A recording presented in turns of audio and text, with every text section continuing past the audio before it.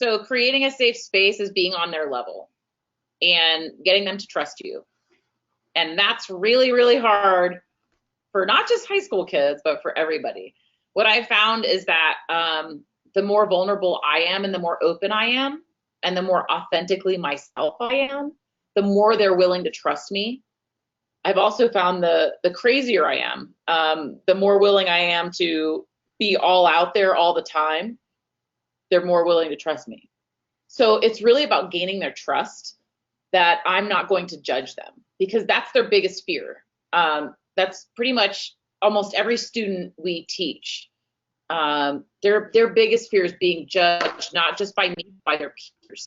So making it okay for them to make mistakes. And for me, I like to encourage that. I always try to tell them at least once during a dance class, I hope you try and fall.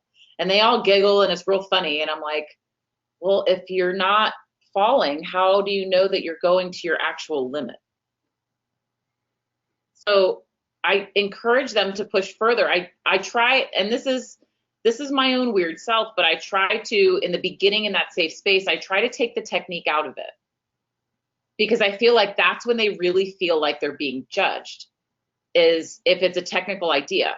I get to the technique later, but I need them to buy in first. So with that, I create more of a creative environment, a more open, fluid environment where it can be funny or it can be serious, and I'm leading that energy as I go.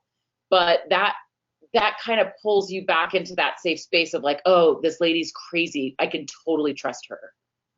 And I'm telling you, it for some reason it works, and they do trust me, and I trust them too, because I'm giving them my trust that I'm being vulnerable in front of them.